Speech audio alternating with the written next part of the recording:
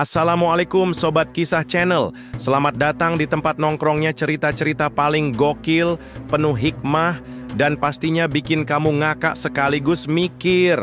Di sini, kita bakal ngulik kisah-kisah klasik dengan gaya kekinian yang asik banget buat kamu simak. Jadi siapin cemilan, duduk manis, dan selamat menonton.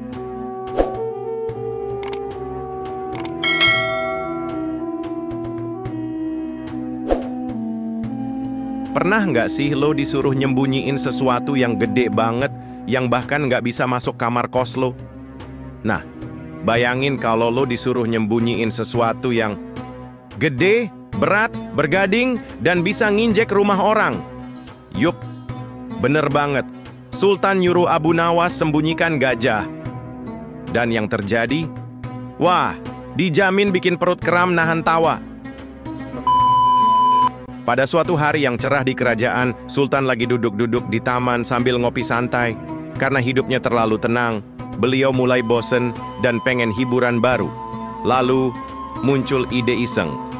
Kayaknya seru kalau ngetes Abu Nawas lagi deh. Akhirnya, Sultan manggil pengawalnya buat nyuruh Abu Nawas datang ke istana. Pas Abu Nawas udah nongol dengan gaya santainya, Sultan ngomong dengan muka super serius. Abu Nawas, aku punya misi spesial buatmu. Kamu harus menyembunyikan gajah kerajaan. Tapi ingat, gajah itu nggak boleh kelihatan oleh siapapun. Abu Nawas yang udah biasa dikasih tantangan aneh-aneh, cuman nyengir kalem sambil angguk-angguk. Siap tuanku, kasih saya waktu semalam. Besok pagi gajah itu bakal lenyap tanpa jejak. Besok paginya seluruh penghuni istana dikumpulin di alun-alun. Sultan udah duduk manis di singgasana, matanya nyari-nyari keberadaan sang gajah. Lalu muncullah Abu Nawas dengan wajah penuh percaya diri. Sultan nanya, "Mana gajahku, Abu Nawas?"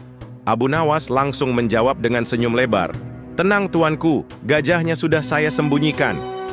Sultan langsung kaget. "Di mana?"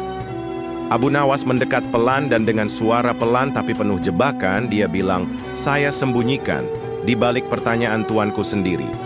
Sultan makin bingung. Abu Nawas lanjut ngomong dengan gaya puitis.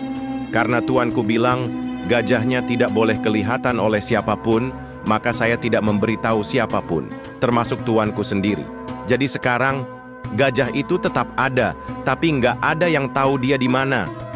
Sultan langsung ketawa ngakak sampai megang perut. Tapi belum puas, Sultan nuntut lagi. "Ya, tapi aku pengen tahu dong, di mana sebenarnya gajah itu?" Abu Nawas santai banget jawabnya. "Kalau saya kasih tahu, berarti tuanku tahu. Kalau tuanku tahu, berarti gajahnya kelihatan. Kalau kelihatan, saya melanggar perintah. Jadi, demi taat pada perintah tuanku, saya nggak bisa kasih tahu." Sultan sampai geleng-geleng sambil bilang, "Astagfirullah." Karena penasaran akut, Sultan langsung kerahkan pasukan buat cari si gajah keliling kota. Dari pasar sampai gunung, dari dapur kerajaan sampai belakang kandang ayam. Dan setelah semalaman pencarian tanpa hasil, akhirnya ketemu juga. Gajahnya ternyata masih di kandangnya.